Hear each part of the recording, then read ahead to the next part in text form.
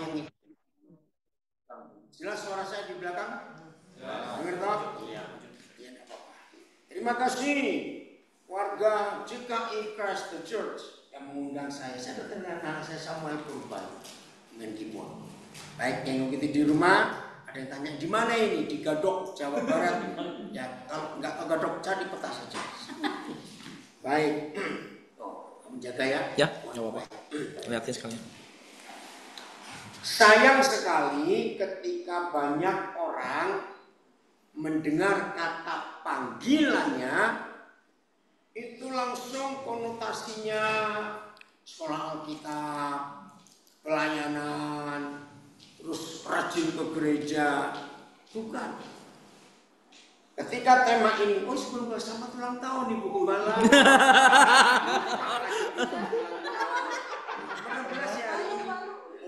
Ya, yang penting kadunya.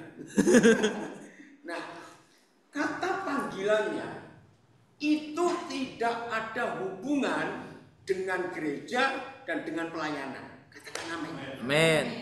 Saya ulangi lagi, kata panggilannya itu tidak ada hubungan dengan urusan gereja, urusan pelayanan. Lalu urusan apa? Suatu kali di Yohanes pasal 3 malam-malam Tuhan Yesus didatangi oleh ahli Taurat, orang Farisi sudah tua, namanya Nikodemus. Nah ternyata Nikodemus ini tokoh rohani pada zaman itu, orang yang dihormati karena dia ahli Taurat. Tapi dia sedang bimbang dalam hidupnya. Bayangkan orang tua diperkirakan, saya pernah baca satu buku, kira-kira saja Nikodemus waktu malam-malam datang kepada Yesus itu umurnya awal 80-an. Bayangkan apa bedanya anak muda galau dan orang tua galau. Ngerti gak pertanyaannya? Terus saya tanya. Ngerti ya? Yang paling parah yang muda dan tua kalau galau. Tua. Maaf ini. Sudah tua galau, sudah tua bimbang, itu menderita sudah. Iya. Kalau masih muda galau, bimbang, penuh pertanyaan. Tadi selama Ibu Gembala mimpin pujian dan milih lagu yang terakhir itu di Mazmur 139. Ternyata apalagi di zaman-zaman seperti ini, banyak orang galau. Maaf, saya ketemu cukup banyak orang kaya galau. Tadi dalam perjalanan dari Jakarta ke Gadok sini sengaja saya naik taksi Bluebird. Aneh bukan? Ya. Kenapa? Karena sopir ini mamanya Padang, papanya Makassar, jelas Muslim. Saya nggak kenal dia. Nah, tanggal berapa ya? 16. Oh, tanggal 12. 12 Juni yang lalu saya harus berangkat ke Solo ya untuk retreat ya bersama Pastor Ramon. Nah, saya sudah manggil taksi. Rupanya taksinya nggak sabar nunggu saya turun dari lantai 38, taksinya pergi. Loh, kok nggak ada? Terus saya suruh anak saya security, tolong cari taksi yang lain. Nah, dapat supir. Begitu saya masuk ke taksinya, Roh Kudus bilang, sampaikan 2 hal ini kepada dia. Saudara, waktu saya sampaikan, dia stop, belum berhenti. Kaget nggak? Saudara naik taksinya tetap berhenti. Kaget? Saya pikir kenapa? Itu dia noleh ke belakang ke saya. Bapak ini siapa? Ya karena ditanya mendadak. Orang, lo mau bilang siapa? Ayo, saudara tiba-tiba, Bapak ini siapa? Jawabnya apa? Nggak mungkin saya harus bilang pendeta orang. Enggak Pak, ada yang lain. Saudara, saya sampaikan itu. Dia menangis. Pak, saya sudah lama menunggu jawaban ini. Ya udah, sekarang penting jalan dulu, supaya saya nggak terlatih bersama dia. Sambil jalan dia masih nangis, saya cerita soal kehidupan saya sudah agama.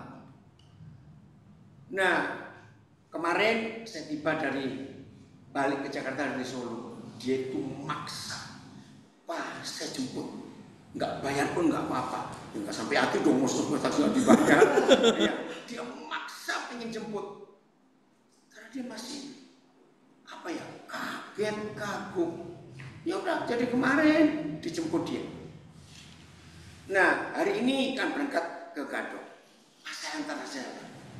Nah, sebetulnya saya juga mikir, bayar berapa itu? Ternyata kaget juga tadi, 516.000. Ya udah, buat saya uang segitu nggak apa-apa, bukan sombong. Karena satu jiwa ini loh. Satu jiwa. Nah, ini salah satu bukti betapa banyak orang yang sedang galau di hidup ini, mau kemana tidak tahu. Nah, dalam perjalanan tiba-tiba ini anak saya cerita, aduh Pak, teman saya umur 24 tahun bunuh diri, lompat dari lantai berapa itu di Bandung, profesinya hebat, petinju, galau hidupnya. Kapan kejadian? 2 minggu lalu. Bayangkan, prestasinya sedang naik. Nah, coba tadi malam saya menghadiri salah satu cucu saya menikah. Jadi saya ini sudah punya cicit loh sekarang. Keren ya. Kalau saya hitung cicitnya sudah 5 sekarang. Dia sudah dipanggil kongco saya. Nah, tadi malam pas menghadiri acara pernikahan cucu saya ini, tentu Roh Kudus tunjukkan salah seorang dari pelayan di restoran itu. Nah, saya juga nggak kenal siapa dia. Namanya Syafiq. Pasti muslim. Nah, terus saya tanya dia. Dia kaget juga. Pertanyaannya sama. Mohon kamu sini, mohon bacakan ini. Dia tuh sampai heran. Nah, tadi pagi dia tuh WA saya. Pak, coba jawab jujur. Bapak pernah ketemu saya enggak? Dia enggak pernah. Karena dia merasa heran, mana ya, kenapa saya bisa tahu. Nah, lihat ini. Baik Pak, terima kasih, izin tanya Pak. Izin tanya Pak, memangnya kita pernah bertemu sebelumnya? Terus? Kenapa Bapak bisa tahu begitu? Terus? Maaf kalau Syafiq jadi curiga, karena menurut Syafiq ini nggak seperti biasa. Nah, ya udah. Duduk kembali di sini. Maaf. Nah, kira-kira kalau saya dapat WA ada orang seperti ini orang sedang apa? Galau. Karena dia bilang, kalau nggak pernah ketemu, kenapa bisa tahu masalah saya yang tersebut? 2 malam yang lalu, ya biasanya saya kalau lagi pelayanan live, tiba-tiba ada satu orang masuk di IG saya nggak tahu siapa. Terus Roh Kudus bilang, sapa dia. Ya udah saya sapa, karena Roh Kudus suruh. Kenalkan saya begini, begitu. Nah, ternyata saya salah kasih nomor HP kelebihan 1 angka. Saudara, nah setelah selesai itu saya baru baca, iya kelebihan 1 angka. Tapi aneh, dia bisa WA saya. Gimana caranya kamu tahu angka yang salah itu? Ayo, sulit nggak nebak angka yang mana? HP loh. Dia bilang, saya juga heran. Saudara, dia umur 45 tahun. Menikah 2 kali gagal semua. Dia anak tunggal dari 1 perceraian. Papa mama sudah pernah nikah berapa kali juga. Nah, terus Roh Kudus bilang sesuatu kepada saya.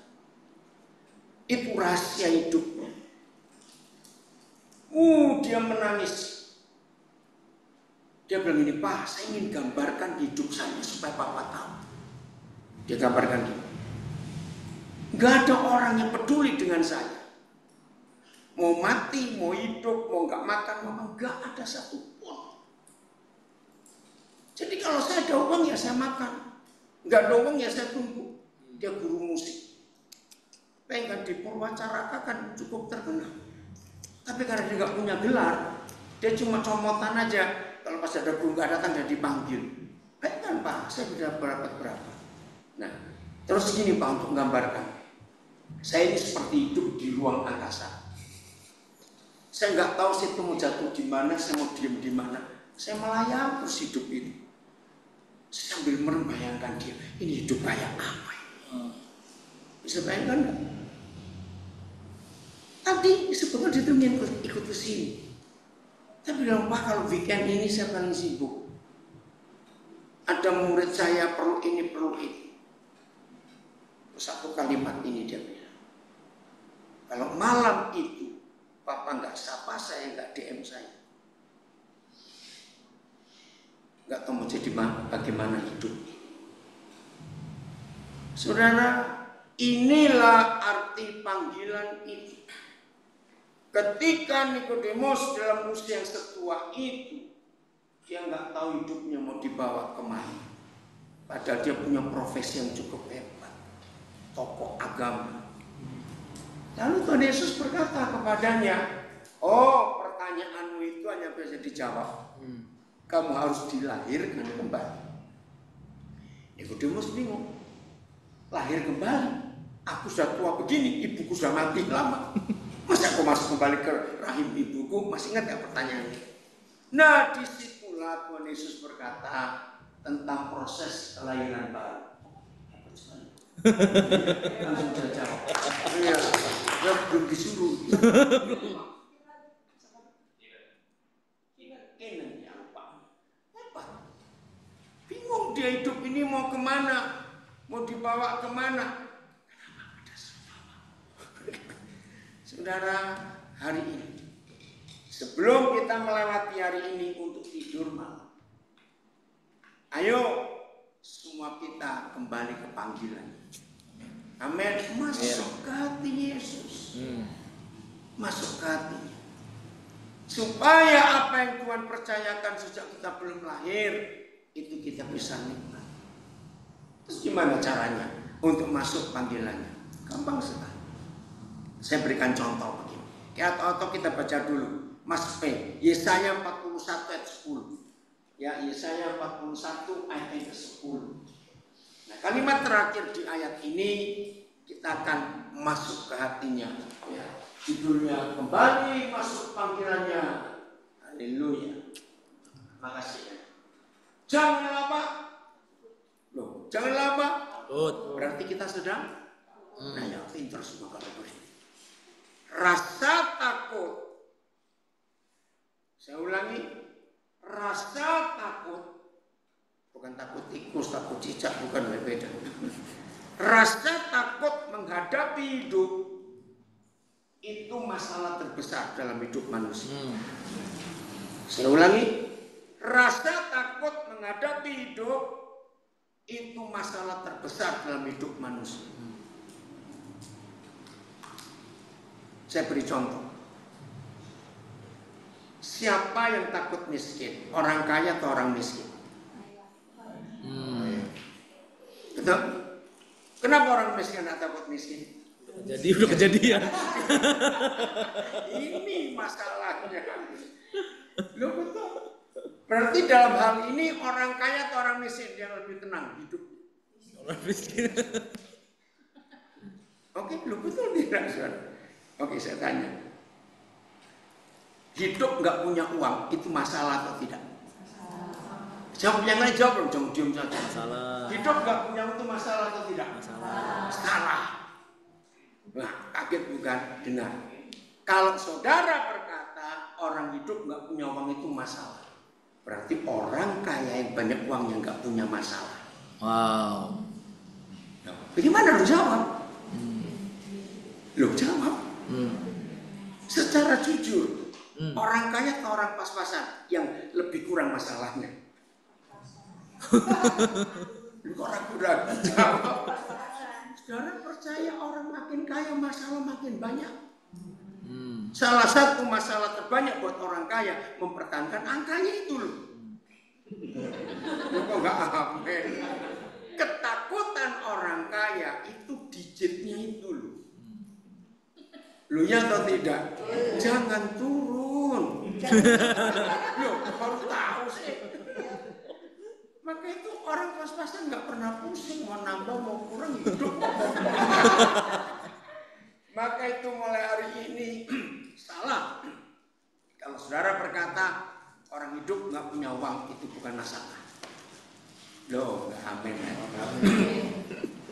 Berarti masalahnya bukan pada uangnya. Masalah hidup bukan pada jumlah uang. Masalah hidup pada hati.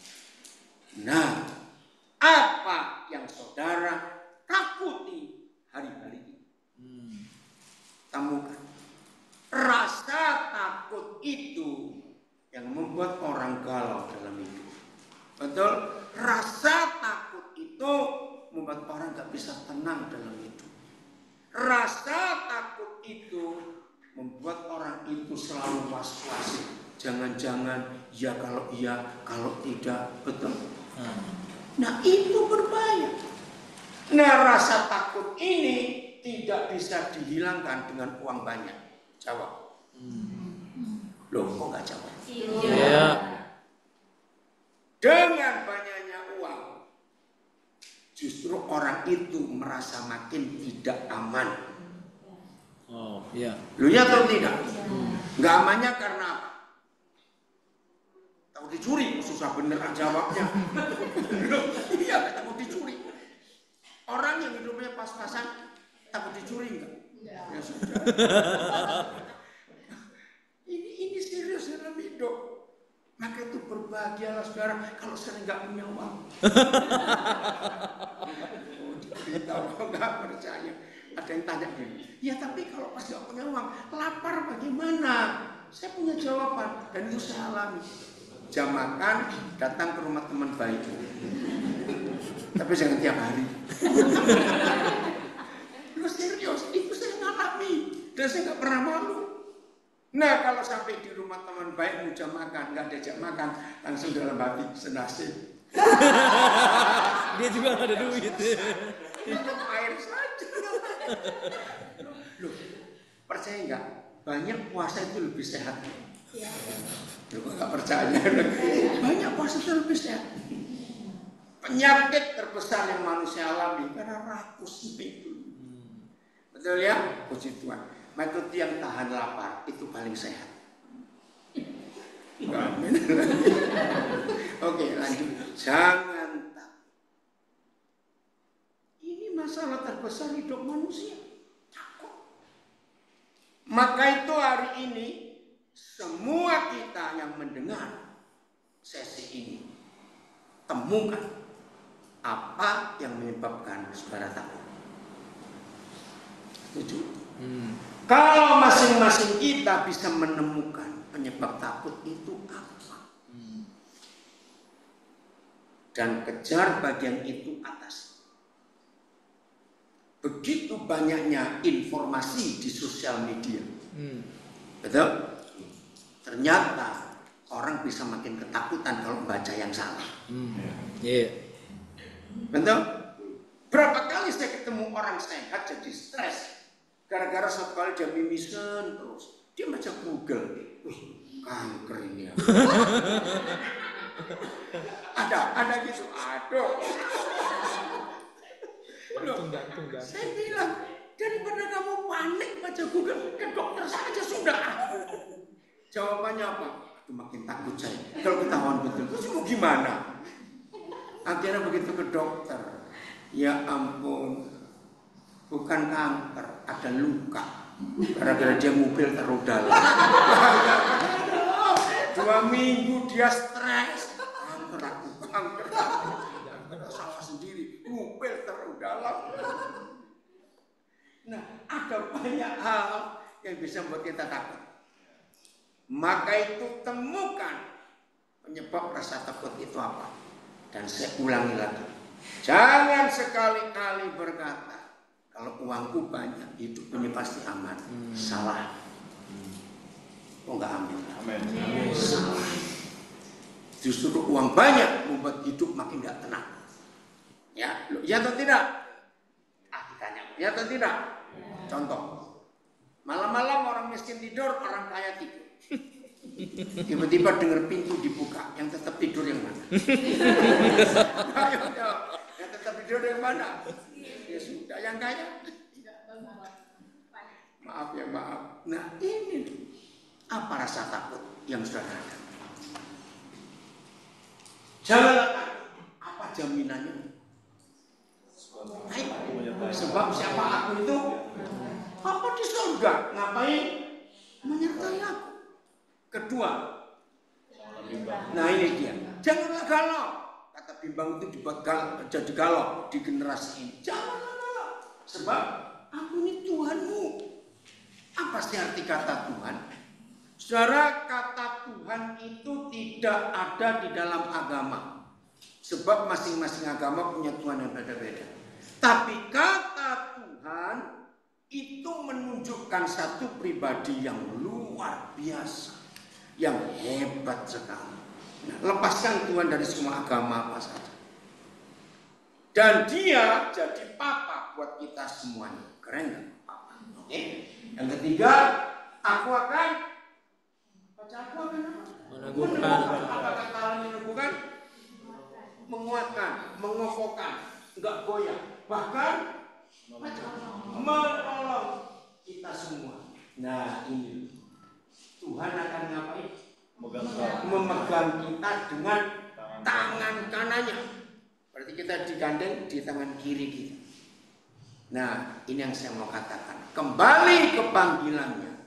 Ini gak bicara masalah gereja, gak bicara masalah agama, tapi rasa tenang, rasa aman dalam hidup. Hangat. Oke. Kiranya Roh Kudus menolong kita untuk mengerti konsep ini. Siapa pernah menyadari kalau ada sedang rasa takut, ada rasa aman kalau kita ngapain? Ayo. Tangan sudah begini. Apa?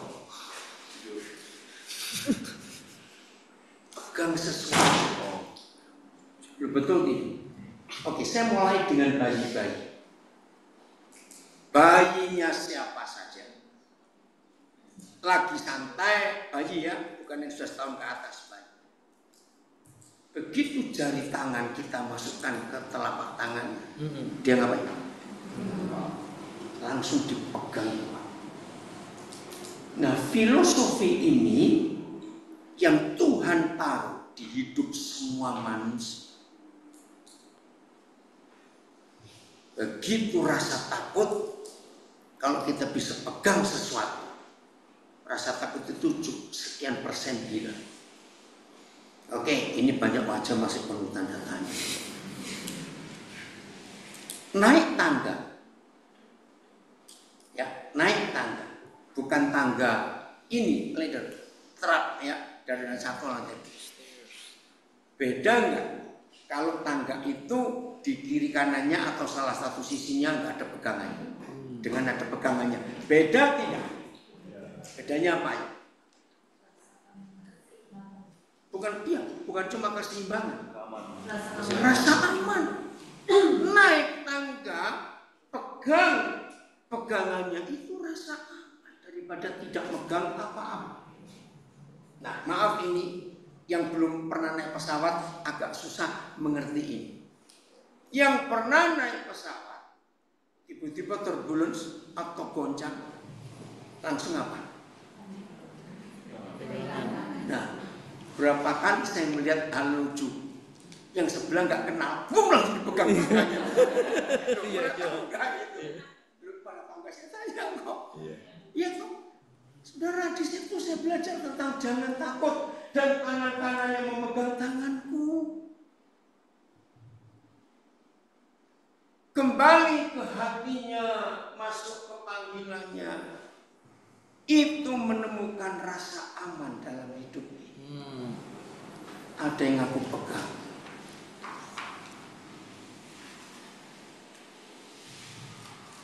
Memang dalam fakta hidup ada orang merasa aman kalau pegang duit banyak. Betul ya? Tapi ini gak kekal.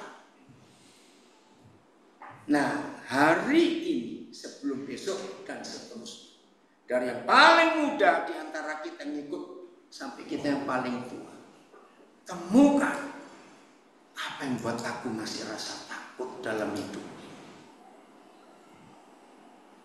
Rasa takut yang tidak bisa diatasi. Dengar, rasa takut yang gak bisa teratasi itu jadi penyakit. Betul atau salah? Iya. Jadi penyakit. Rasa takut yang pertama muncul, orang itu susah tidur. Saudara tahu efeknya susah tidur? Metabolisme tubuh kita kacau semua. Iya. Orang yang dihantui rasa takut itu mulai dari pikirannya. Coba renungkan. Apa yang muncul di pikiran orang yang rasa takut? Sepertinya di otak orang itu ada binatang buas yang gak mau diem, gerak terus, ngomong terus, ya atau tidak. Dan akhir-akhir ini saudara, setan kurang ajar betul, merusak dan merasuk pikiran orang. Ada suara-suara, ngeri sekali. Sampai orang itu stres, pukul kepalanya. Nah, ketika kita mengingat pencobaan Tuhan Yesus, masih ingat ya? Di padang gurun itu, setan datang menggoda dia. Sebetulnya yang dialami oleh Tuhan Yesus waktu itu seperti yang sekarang-sekarang yang terjadi. Ada suara-suara yang muncul di pikiran. Jangan-jangan. Stop, saudara. Suara-suara itu hanya bisa dilawan dengan suara, bukan dilawan dengan doa. Tidak bisa. Suara setan yang masuk di pikiran manusia hanya bisa dilawan dengan suara Tuhan. Itulah firman. Kalau saudara memasukkan firman tiap saat firman, luar biasa. Karena Yohanes 15 ayat 3. Inilah obat yang paling manjur untuk membersihkan hidup kita dari semua kekacauan sampai rasa takut. Orang yang dikuasai rasa takut, setelah pikirannya ngomong terus, asam lambung pasti naik. Asam lambung naik berarti pola makan terganggu. Pola makan terganggu, sudah kena semuanya. Bayangkan satu hari 24 jam ini, Papa di surga itu mengganti sel-sel hidup manusia yang dipakai untuk hidup itu sekian miliar sel. Dan itu perlu makanan yang sehat. Tapi karena pikiran lalu terganggu asam lambung, terganggu semuanya, maka ketika sel-sel tubuh kita harus diganti dalam waktu 24 jam, tidak bisa terjadi baik. Terjadi kerusakan. Kapan kita sudah bersih? Baca sama-sama. 1, 2, 3. Karena firman yang kukatakan. Katakan pada diri sendiri, aku memang sudah bersih karena segala firman yang Tuhan Yesus katakan. Saudara, kata bersih di sini kalau pakai istilah medis ini detox. Tahu kata detox? Apa? Keluarkan racun-racun. Itu masukkan firman. Dengar firman, apalagi sekarang ini mudah kita dengar firman. Cari di YouTube, cari di internet, cari di Google. Ada banyak khotbah, tapi pilih yang benar ya, jangan yang ngaco-ngaco ini. Ngeri. Pengajaran dari Korea, apa nama itu? Jahat sekali. Gereja yang datang. Kalian apa susah? Si apa? Hati-hati. Itu membuat anak-anak bisa putus dari orang tua. Saya punya teman di Melbourne, kurang 2 minggu anaknya menikah, hilang anak ini karena pengaruh gereja Korea. Sinjun apa sih namanya? Sinteyong. Apa ya? Maaf ya cari. Ngeri sekali. Mereka punya pengajaran yang kejam pakai Alkitab. Nah ini mulai ribut yang di Bali, malaikat lagi. Wah itu penyesatan luar biasa. Mereka akan buat nanti bulan Juli ini festival malaikat. Mereka berkata malaikat akan memberikan pesan-pesan. Itu penghinaan betul. Mana Yesusnya? Mana firmannya? Ya, jadi mulai aneh-aneh. Nah jangan pikir yang aneh.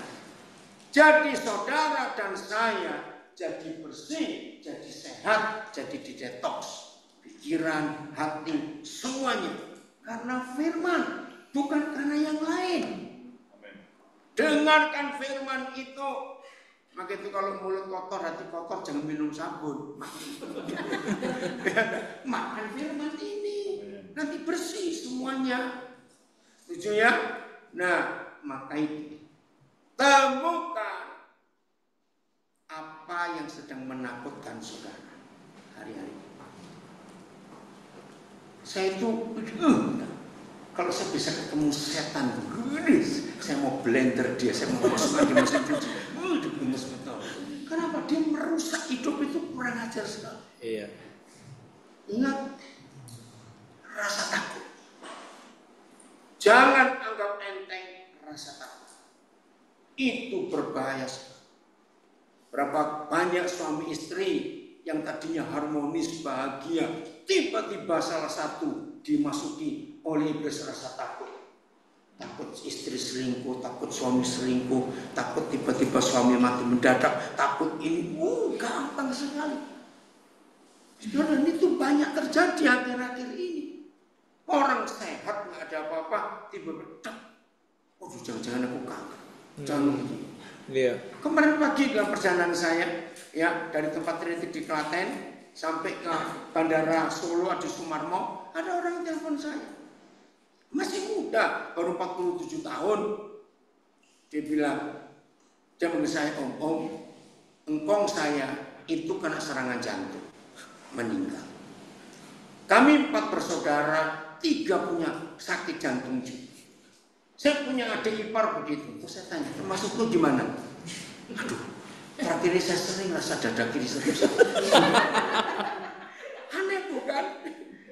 Lalu saya ajak tertawa. Iya. Terus gimana? Maksudnya siap mati? Ya tinggal kubur. Saya bilang begitu aja sudah. Ada apa-apa kok. Nah, jadi banyak cara setan merusak pikiran manusia dengan rasa takut. Cek hari ini. Maka itu ada firman yang luar biasa. Percaya Bapa kita itu setia pada kita semua. Nah ini yang Tuhan mau dalam tema retreat kita. Ayo kembali ke hatinya, masuk kembali ke panggilannya, hidup dengan Bapa yang baik, rasa aman. Kita bisa pegang tangannya. Amin. Rasa aman itu akan muncul di hidup kita. Saudara, hari ini kita harus mengerti konsep ini. Mazmur 139 yang Ibu Gembala tadi nyanyikan. Kita baca mulai ayat 1. Begitu hebatnya Bapa kita tentang kita. Ya, Mazmur 139 mulai ayat 1. Siapa dia? 139 ayat 1. Untuk pemimpin biduan Mazmur Daud. Oke, kita nggak bahas itu. Tuhan, baca.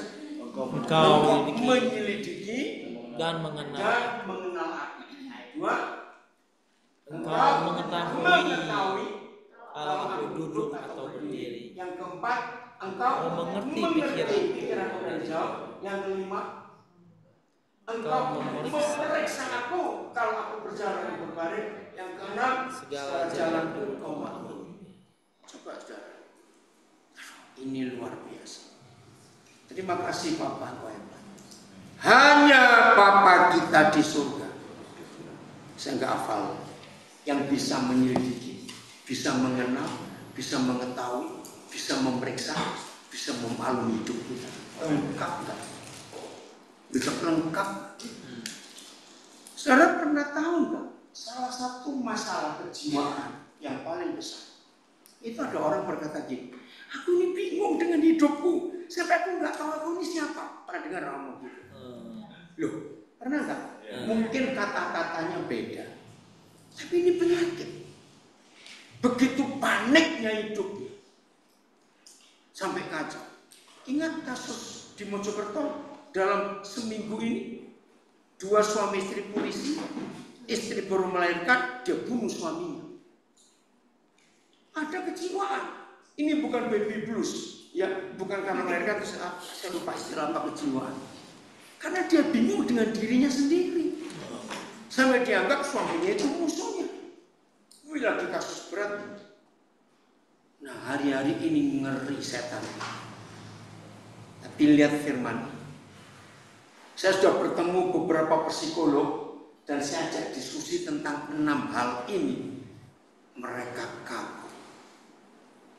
Mereka ada berkata kepada saya, Pak Daniel, nggak ada psikolog hebat pun dia belajar ilmu kejiwaan apapun yang sampai bisa punya 6 hal itu, memeriksa, mengenal, mengetahui, menyelidiki, memaklumi, apalagi semua itu ya nggak ada. Kalau sampai ada seorang yang bisa mengenal, menyelidiki, memaklumi, memeriksa, mengerti, itu orang paling hebat di dunia. Saya jawab memang tidak ada, kecuali dia yang buat kita. Amin. Maka itu mulai hari ini saudara ketemu orang siapa saja yang sedang panik tentang hidupnya, ajak mereka ketemu yang menciptakan. Enggak usah bilang agama, ajak bertemu dengan menciptakan. Ini luar biasa. Nah, pribadi Papa kita yang sehebat 3 ayat ini hanya bisa terjadi kalau kita mau diam di hadapan dia. Ngerti nggak maksudnya? Lo ngerti nggak? Kenapa? Ayo jujur, yang namanya manusia itu suruh diam itu susah yang luar biasa. Betul? Lo ya atau tidak? Nah, maka itu kalau kita berhadapan dengan Papa, diam. Lebih baik dia mengerjakan 6 hal ini untuk hidup kita. Begitu Papa kita izinkan memeriksa, mengerti, memaklumi. Apa? Coba kenal dari ayat 1 tadi supaya kita hafal. Menyelidiki, mengenal, terus mengetahui, terus mengerti, terus memeriksa. Yang keenam memaklumi. Percayalah kalau Papa di surga kita izinkan mengerjakan 6 hal ini di hidup kita, nggak ada penyakit yang bisa mengganggu kita. Karena dimulai dari pikiran jadi tenang sekali. Ini firman. Maka itu kembali ke hatinya, kembali ke panggilannya. Artinya kita masuk kembali dalam hadirat. Kita menemukan tempat yang paling aman dalam hidup kita. Kenapa saya katakan tenang? Karena ayat 4. Ayat 4 ini loh masalahnya. Kita ini kebanyakan ngomong. Nah, ini kebanyakan ngomong. Baca sebab dengan pemohon dan mengatakan sesungguhnya semua yang telah mengetahui. Maaf loh, saya tanya. Kalau firman ini sejelas ini, perlu nggak kita doa panjang-panjang? Lu jawab. Tuhan malah pusing kepanjangan kita ngomong.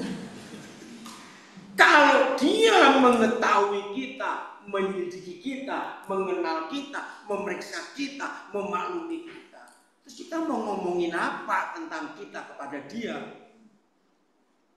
Setuju saya ngomong ini? Maka itu kalau kita sedang berhadapan dengan Papa, lebih baik diam. Betul?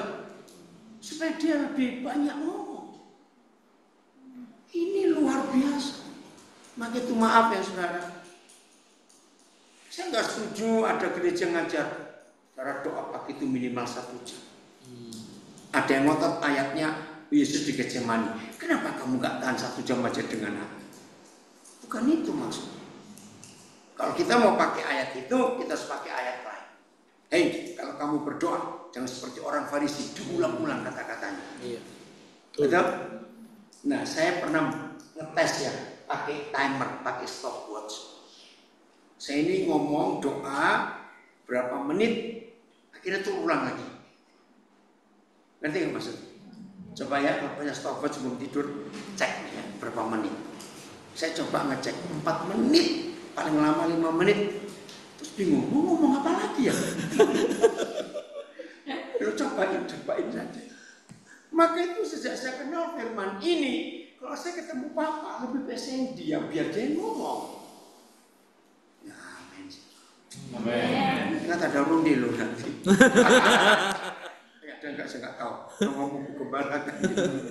Lo ngerti nggak, saudara? Mau ngomong apa? Dia tahu semuanya tentang kita. Iya. Maka itu kalimat yang sering kali banyak gereja bilang ini. Banyak doa, banyak berkat. Oh. Sedikit doa, sedikit berkat. Kurang berdoa, kurang berkat. Tidak berdoa, nggak ada berkat. Pret. Ada istilah ini. Iya. Tuhan mau kita beritahu apa? Iya. Bayangkan sebelum lidahku, kalau dalam bahasa Inggris, mengeluarkan satu kata. Kalau Indonesia masih perkataan, itu agak panjang. Sebelum lidahku keluar satu kata, Papa sudah tahu mau ngomong apa selanjutnya. Maka itu gabungkan ayat 1 sampai 3 dengan ayat 4. Maka hidup itu akan luar biasa. Amin. Serius. Ngerti ya? Lebih baik dia bicara kepada kita. Nah, baru ayat 5. Ya, ayat 5. Dari belakang dan dari depan engkau mengurungkan. Artinya bisa lari enggak? Iya. Amin. Dan engkau menaruh tanganmu ke atas. Terus, nah. Terlalu ajaib bagiku pengetahuan ini. Terlalu tinggi. Tidak sanggup aku mencapainya. Ngerti nggak arti kata ini? Artinya mau ngomong apa saja, mau memberitahu apa saja tentang Tuhan, dia jauh lebih tahu. Setuju? Maka itu kesimpulannya ayat ini. Kalau ketemu Papa jangan cerewet, biar dia yang cerewet. Amin. Cuma satu yang amin. Terlalu tinggi. Aminnya banyak panjang marah. Terlalu tinggi, susah dimengerti mencapai. Dia tahu semuanya. Itu kemana aku dapat pergi mencari roh? Ini ada orang stres, lari-lari, dia ada bantuan. Mau kemana? Kemana aku dapat lari dari hadapanmu? Kemana? Tidak ada tempat. Terus Mazmur ini coba tunjukkan. Ada apa? Jika aku mendaki ke langit, pakai tangga apa? Nggak ada tuh. Langit mau didaki, bisa nggak? Tapi ada orang nekat, lari sampai ke langit. Tuhan juga di sana. Jika aku menaruh tempat tidurku di dunia mati, artinya tidur di kuburan, maksudnya. Di sana juga ada Tuhan. Ini orang ketakutan, sampai mau mati, ada Tuhan. Ayat 9. Jika aku terbang dengan sayap fajar, saudara ingat dalam fisika ada kecepatan cahaya dan kecepatan suara. Kalau ini kecepatan apa? Cahaya.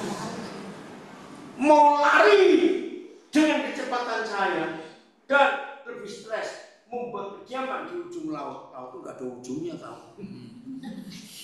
Berarti stres bukan orang itu. Terus 10.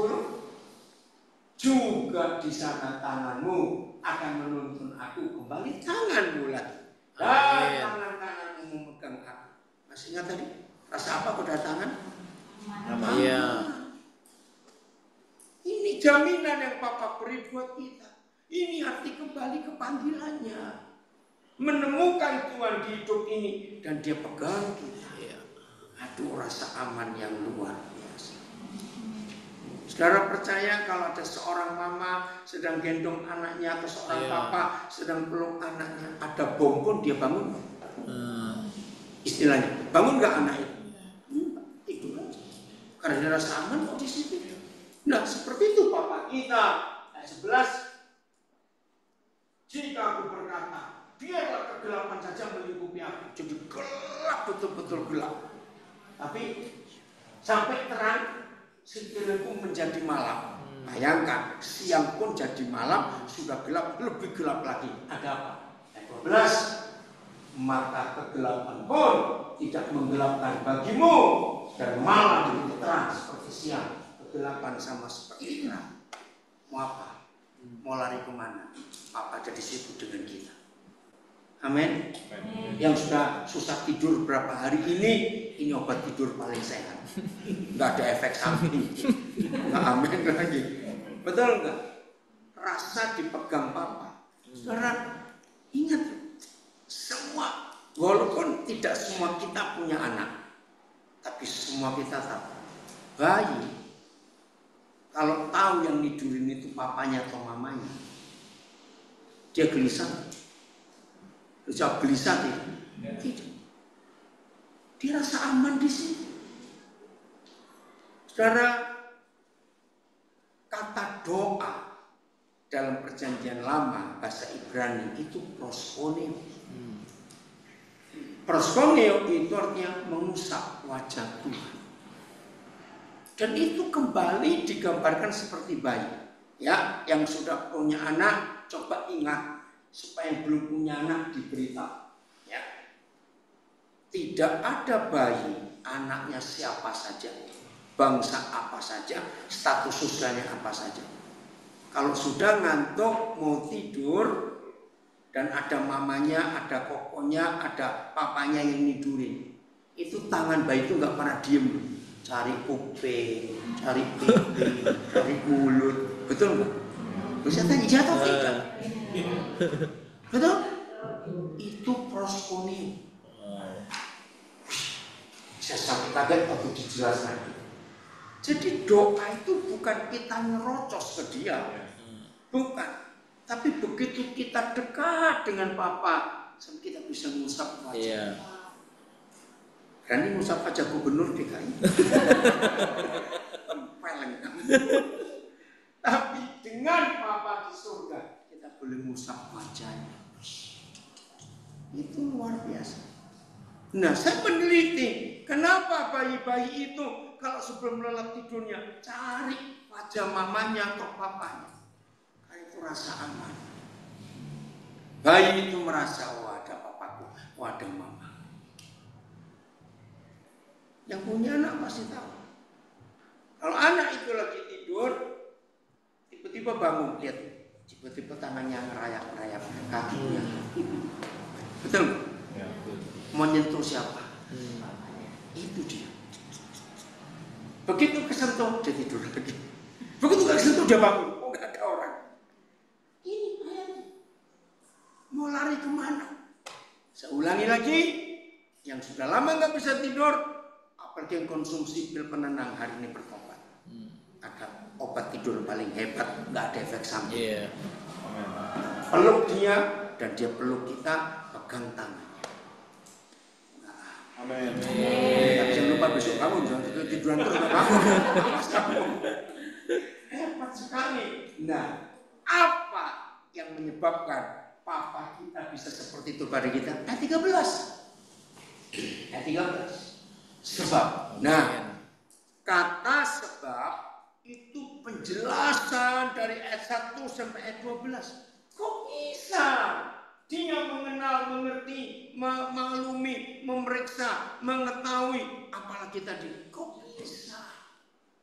Kenapa aku mau lari kemana saja? Papaku tetap ada di situ. Itu penjelasannya. Sebab, baca. Engkaulah yang membentuk buah pinggangku, menenun aku dalam kandungan ibuku. Saudara jangan anggap remeh kalimat ini. Membentuk buah pinggangku. Ada banyak terjemahan yang berbeda. Kita nggak usah pusing tentang beda-beda. Pokoknya sampai ini saya pakai istilah makanan. Jeroan kita, tahu jeroan? Terus saya tanya, tahu jeroan? Apa saja? Hati, lever, usus, apalagi ya limpa, semuanya itu dia yang buat. Ngerti? Kalau sampai dia buat jeroan kita, berarti dia paling tahu nggak siapa kita. Nah, itu terjemahannya. Dia tahu detailnya. Hebat. Ya udah, kalau cuma dia yang tahu jeroan kita, karena dia yang buat kita, ya pasrah saja. Amin. Gak usah takut. Dan nggak cuma buat jeroan kita, maaf, dalaman kita. Dia menenun. Apa bedanya tenun handmade, tenun tangan dengan buatan pabrik? Ayo, bedanya apa cepetan? Kalau buat pabrik banyak sekaligus, oke, mass production misalnya, bukan itu. Ini jawaban. Kalau buatan tangan cuma satu. Orang nenun yang sama tetap akan beda hasilnya dengan yang pertama. Berarti saudara dan saya itu unik, bukan antik, beda. Iya. Tahu nggak bedanya unik dan antik? Kita ini unik, saudara. Satu-satu, nggak ada bedanya. Maka itu kurang ajar setan. Membuli orang, tahu, meremehkan, merendahkan. Kalau dikatakan jelek, jangan percaya. Jelek itu kalau ada bandingannya. Lah kita ini kan satu. Mau dibandingkan siapa? Nggak ada jelek. Oh, nggak, amin. Ini Bapak kita usah senang takut. Oh, amin. Handmade, nggak ada yang sama. Suara kagum nggak? Kembar satu telur pun tetap ada bedanya. Nggak usah kembar. Sidik jari manusia.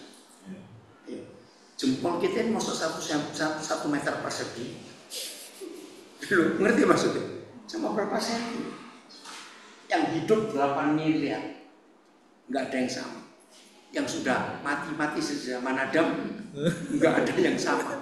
Yang kan lahir sebentar besok, nggak ada yang sama. Coba lihat. Cuma diputar-putar semua bisa beda semua. Lo betul nggak? Ini tenunan. Betul? Retina, bukan kornea. Retina, nggak ada yang sama sih. Baca irisnya, pas sayatan-sayatan retina mata manusia sedunia nggak ada yang sama. Kalau Indonesia belum ada data kependudukan, gusi, letak gigi. Tapi di negara maju, tanda tangan, cap jempol, tanda tangan, retina, juga letak gigi. Kenapa penting? Karena kalau ada korban terbakar, nggak tahu siapa, sidik jari hilang, ternyata sekian puluh miliar manusia yang pernah hidup dan sedang hidup dan akan hidup. Letak gigi gusi kita nggak ada yang sama sedunia. Wow. Hebat nggak kau?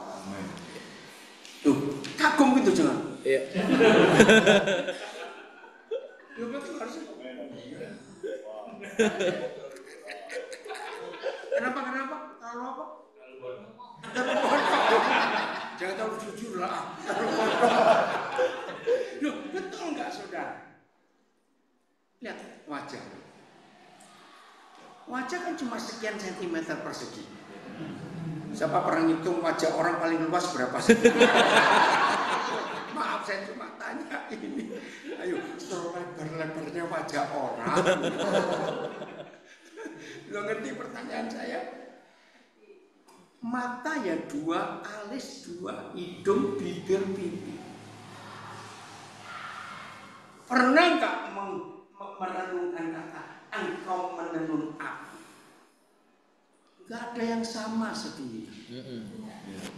Lu betul nggak? Coba merenung sebentar. Ditarik mananya ya, dikasih lebihan mananya, bisa beda semua. Harusnya saudara tanya, kok kau nggak pernah kehabisan model? Iya. Amin. Karena di tenun nggak ada yang sama. Nanti mau tidur biasa toh bercermin dulu. Loh, saya tanya kok ya mau tidur bisa bercermin dulu, coba senyum sendiri. Aku ini unik, nggak ada yang sama sih. Katakan amin. Betul nggak? Luar biasa. Maka itu nggak ada orang jelek di dunia, nggak ada. Karena kita semuanya beda. Maka itu dalam hidup ini kenali Bapak kita.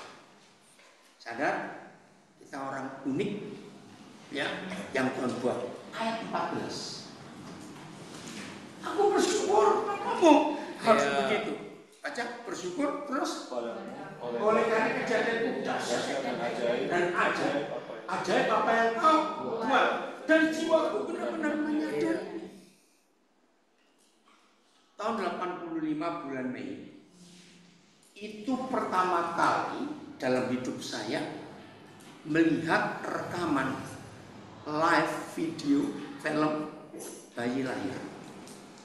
Saya ngeri juga itu pertama Mei 85. Ternyata sudah pernah lihat, maaf apa itu, tengkorak manusia nggak ada rambut, nggak ada kulitnya. Ternyata di kiri kanan kita ini seperti ada engsel. Lihat tuh sambungan tengkorak. Nah, waktu saya lihat video orang melahirkan pertama kali Mei 85.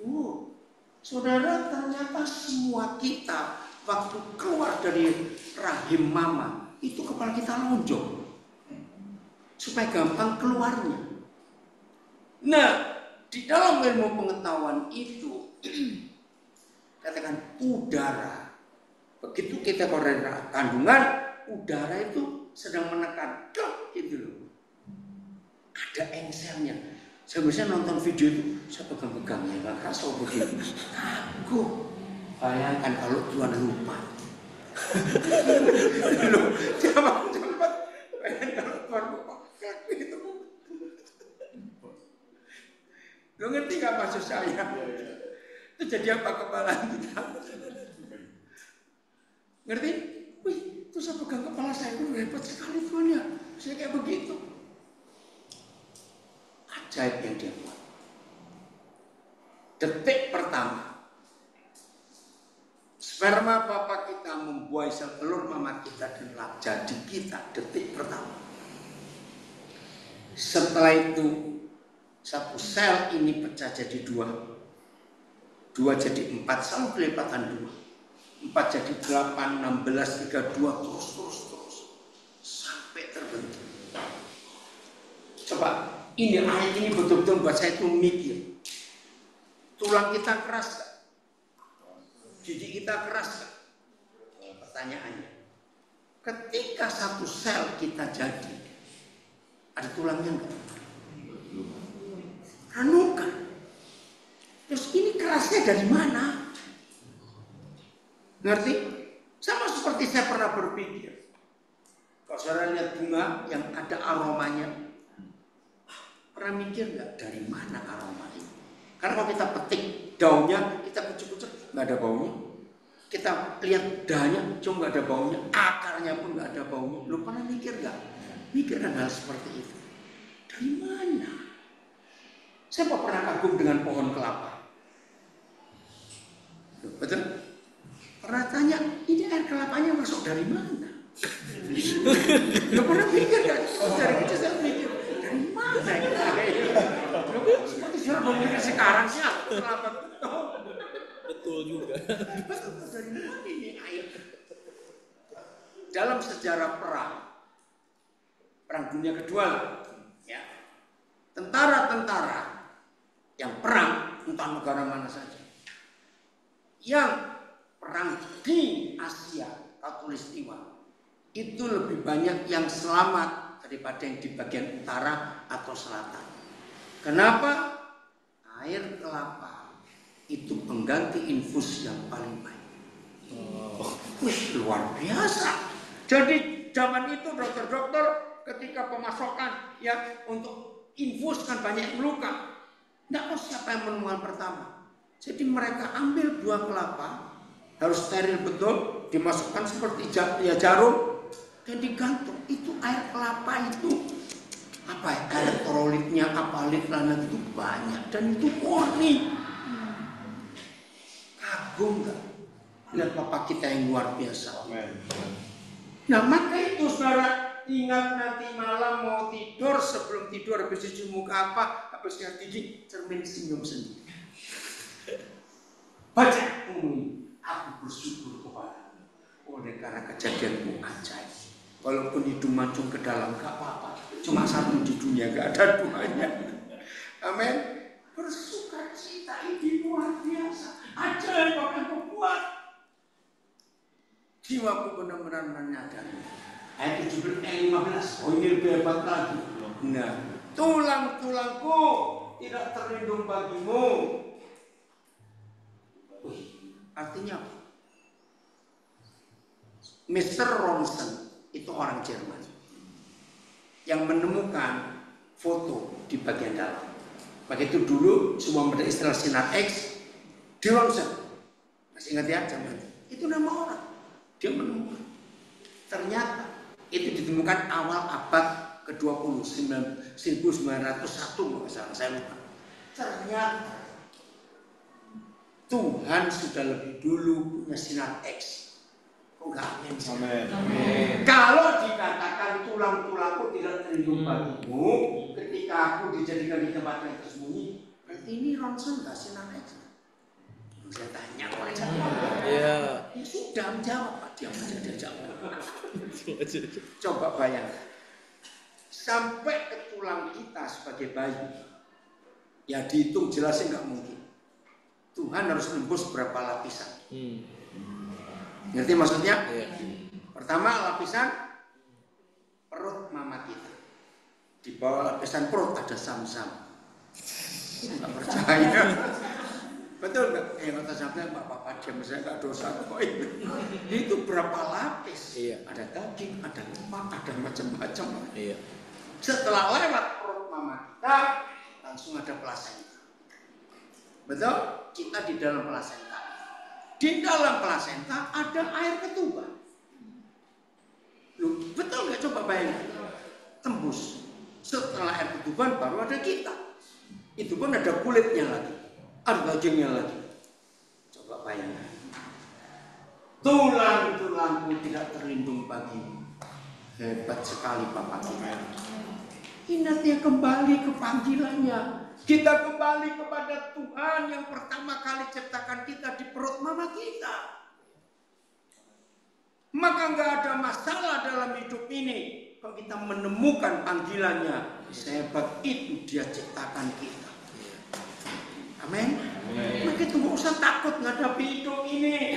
Dan aku direkam di bagian-bagian bumi yang paling bawah. Ayat 16. Nah ini lebih keren lagi. Apanya Tuhan? Ngapain matanya? Melihat selagi aku bakal anak embrio. Saudara tahu nggak artinya apa? Matamu melihat selagi aku bakal anak. Saudara coba temukan kata lain. Artinya Dia ngawasi kita. Setiap detik terjadi perubahan dalam hidup kita. Pecahnya sel dari 2 ke 4 semua itu diawasi terus. Masih ingat kalau dalam istilah produksi ada QC? Masih ingat apa itu? Quality control, ada yang kontrol. Iya. Luar biasa. Teliti nggak Bapak kita kalau kontrol kita? Teliti. Kayak itu nanti malam ya, yang masih rasa takut, sudah nggak bisa tidur berapa hari. Hari ini ada Papa yang baik. Amin. Yang buat kita rasa aman dalam pelukannya, dalam pegangannya. Dan dalam kitabmu semuanya tertulis hari-hari yang dibentuk sebelum ada satu pun daripadanya. Ini bagian terakhir proses hidup kita. Saya beri contoh begini. Kalau orang buat diary, buku harian, itu nulisnya kapan? Setelah Coba terjadi. nulisnya kapan? Setelah terjadi. Setelah hampir hari ini selesai. Betul? Nah kalau ada orang buat buku harian harinya belum datang, itu namanya mengarang. Loh, betul nggak? Tapi Papa kita nggak mengarang loh. Sebelum kita lahir, sebelum ada satu pun dari hari hidup kita, ternyata Papa sudah buat. Nah bagi orang Tionghoa, saya nggak tahu masih hidup nggak peramal terkenal. Saya kenal banyak orang Tionghoa yang masih percaya tradisi. Di Hong Kong itu ada peramal terkenal yang bisa meramal orang dari sejak belum lahir sampai dia mati. Dan saya pernah lihat sebuah buku ramalan milik orang kaya dilapisin emas. Dan itu ada 2 suhu hebat Hong Kong dan Singapura. Dan itu bayar mahal. Kalau mau, nah itu dibuat ramalannya. Oke, saya nggak bicara itu. Sekarang, maaf ya, tapi saya ingin ngomong dikit. Kenapa itu bisa tepat? Contoh, nanti umur 32 tahun, kamu itu akan mengalami begini. Nanti kamu umur 42, kamu akan cerai dan menikah lagi. Nah, untuk menghindari itu, kamu harus begini, harus begitu, sembahkan sesuatu buat ini. Pernah dimengerti nggak nama? Ya nggak pernah, nggak apa-apa sudah. Lalu ada orang tanya kepada saya, tapi betul loh, terbukti. Saya jawab, saya percaya. Loh, kok Pak Pendeta percaya juga? Ini masalahnya. Setan yang buat di umur 32 kamu akan kecelakaan, kamu akan bangkrut, ya terang aja jadi, oh mereka yang buat. Nah kalau mereka yang buat dan ditulis, ya pasti dong. Lu ngerti gak cara kerjanya itu? Nanti umur 42, kamu akan cerai, terus menikah lagi. Kau kesenangan yang pengen kawin lagi. Ngerti? Nah itu salah. Buku harian hidup kita sudah Bapak tulis sejak kita belum lahir. Maka itu kata kembali ke panggilannya, kembali ke hati Tuhan, itu artinya Tuhan mengajak kita kembali ke buku harian yang Dia tulis sebelum kita ada. Amin. Dia tahu kita akan menikah dengan siapa, kita di mana, Dia tahu. Kalau sudah Dia tulis. Maka itu intinya. Coba 17 dulu. Bagiku betapa sulitnya pikiranmu ya Tuhan, betapa besar jumlahnya. Memang sudah dimengerti, tapi itu indah. Ayat terakhir Efesus 5:17. Kenapa dia menuliskan ini kepada kita? Efesus 5. Oh ya 18. Oke, enggak apa-apa kan? Ini bagus. Baca lagi. 1, 2, 3. Jika aku menghitungnya. Menghitung apa? Menghitung semua yang dia buat itu Lebih banyak daripada pasir. Apabila bersepak sebentar, masih saja aku bersama-sama. Ini Papa kita mau takut apa dalam hidup? Iya. Amin. Mau khawatir apa? Ya. Mati itu indah. Amin.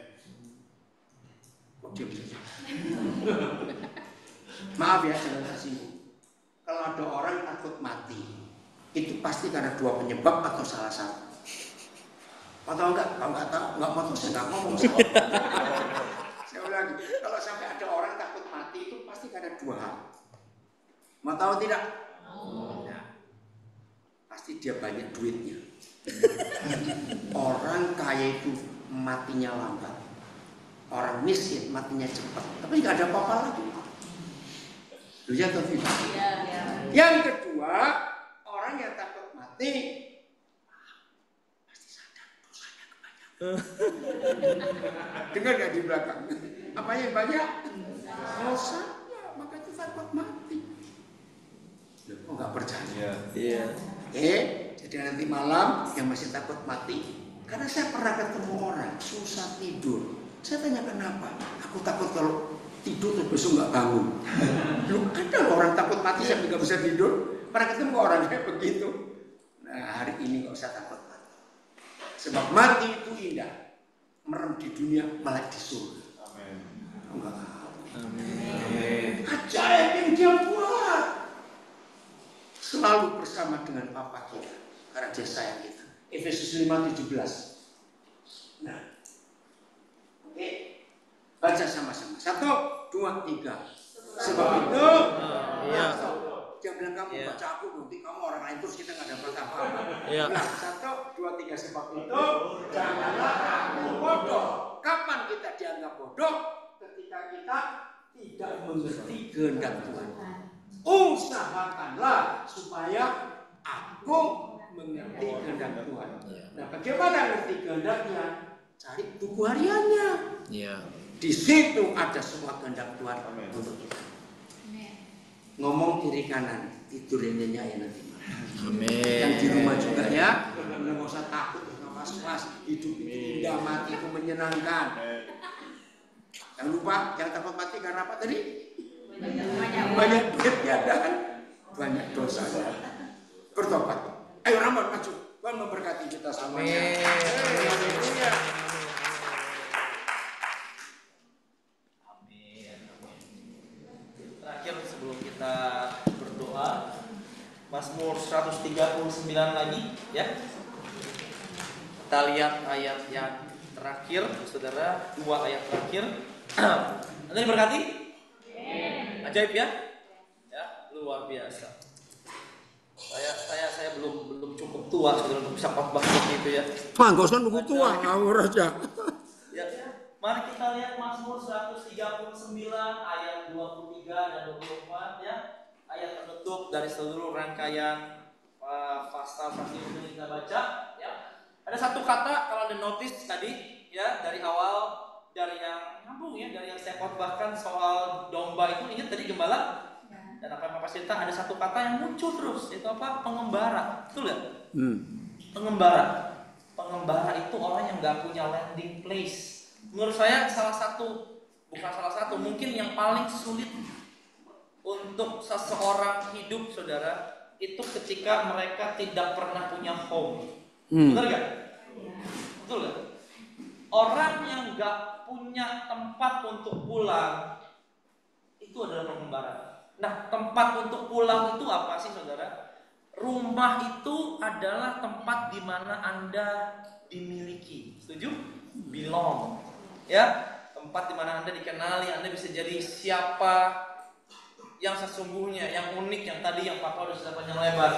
Nah, ini ditutup dengan seperti ini. Selidikilah aku, ya Allah, dan kenalah hatiku. Ujilah aku dan kenalah pikiran-pikiranku. Udah pasti ini pengujian ini, pengenalan ini bukan untuk Tuhan, betul kan? Karena kan tadi dibilang sepanjang dari awal, Tuhan tahu semuanya. Menurut Anda ini untuk siapa? Kita. Betul gak? Kita. Tuhan, coba rangkai kejadian-kejadian di mana saya tuh bisa sadar loh hati saya sendiri. Saya tuh siapa sih? Yang tadi ya, yang persis sama yang tadi Papa bilang ya, orang nggak tahu dirinya siapa, ya. Tapi kalau Anda berdoa, Tuhan singkapkan, what's going on? Aku tuh kenapa sebetulnya? Ini orang tuh kenapa kayak begini ya? Saya lihat dalam beberapa keluarga ya, dan saya berdoa kita dipulihkan. Kenapa saya senang berdoa bersama? Bukan karena saya menantikan manifestasi fisik gitu ya, ada yang nangis, ada yang apa. Menurut saya sih nangis, nggak nangis, pelepasan, nggak pelepasan, kadang nggak mengubah banyak dari orang, serius. Betul ya Pak? Orang bisa nangis-nangisan kayak apa tahu, dan dia nggak berubah, yang mengubah tetap aja firman. Tapi kenapa sih saya senang doa bersama-sama? Simple, dan saya baru ngerti sekarang yang kayak tadi ada yang cerita, ada pegangan sepertinya, benar nggak? It's like you are holding someone. Berapa tahun lalu seru ya, wih. Papa melokin orang dari belakang, orang nangis, lucu banget. Udah gitu ada satu lucu deh yang si itu Pak yang di belakang berdua anak muda ya. Begitu istri saya bilang sesuatu, mereka lucu deh, newang-newangan begini. Cari berpelukan dua-duanya. Banyak kebekuan dalam hati kita. Suami istri nggak bisa berekspresi dengan bebas, teman nggak bisa, ya. Saya ngomong enak saudara ya, dengan semua orang. Saya mau tanya istri saya, satu gang yang kenal saya, wah iya. Banyak orang nggak bisa berekspresi dengan bebas. Kenapa? Karena dia nggak punya landing place, dia tidak hangat, dia jiwanya itu pengembara, itu aneh, wandering around. Saya berdoa Anda diselidiki hati ini, dikenali dan dibukakan. Amat ya, nggak punya home, gak punya tempat. Untuk saya bilang saya mau pulang. Kenali pikiranku Tuhan, dan lihatlah apa jalanku sekarang. Ya, kita mau kembali, betul gak? Tadi buku diary bagus ya, keren ya. Tuhan punya diary buat setiap kita. Dia punya rancangan yang terbaik buat setiap kita. Dia mau kita ngalami yang terbaik secara hati, secara pikiran, secara apa yang kita kerjakan di dunia ini. Dan lihat, tuntunlah aku di jalan yang kekal. Jalan yang kekal itu apa? Ya buku harian itu yang dari awal memang sudah disiapkan untuk setiap kita. Ya, tadi saya bilang Pak Herman, Ibu Leonita adalah orang yang pertama mendaftar sekitar bulan April.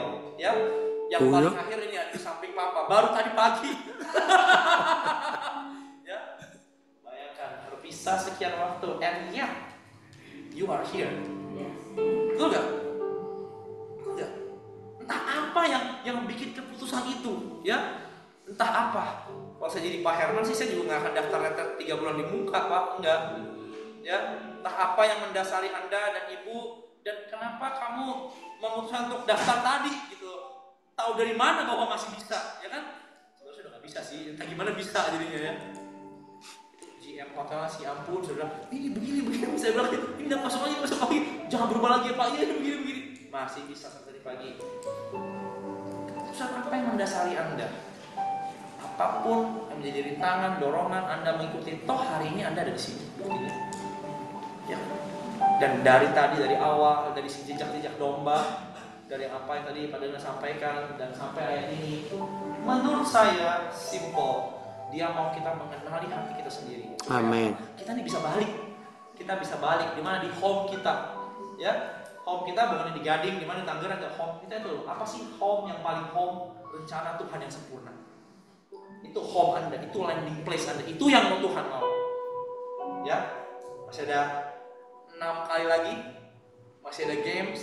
Yuk tertawa. Ya. Gak usah dianalisa gamesnya artinya apa, nggak penting, yang penting Anda ketawa. Saya mau Anda ketawa. Ya, udah pokoknya bikin aja yang lucu, lepas, be free, bener ya?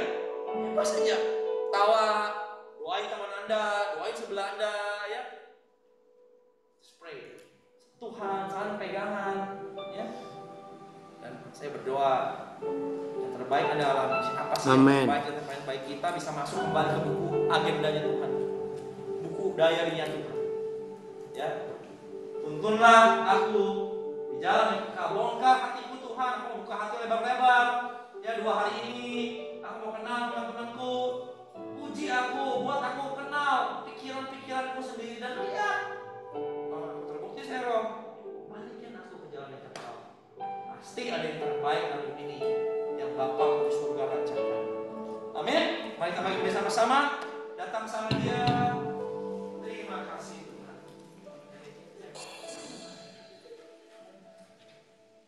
Terima kasih Tuhan. Terima kasih Tuhan. Terima kasih Tuhan. Kita angkat tangan kita sama-sama. Yuk. Terima kasih Bapak. Ayo kembali. Kembali. Saya senang sekali berdoa bersama-sama. Saya senang sekali. Yuk. Terima kasih Tuhan. Mungkin gereja kami gereja yang paling banyak berdoa sama-sama. Tapi saya senang sekali ya. Belajar bergantung sama Tuhan, sampaikan apa yang Tuhan taruh. Yuk datang sama Dia. Terima kasih Bapak, terima kasih Tuhan.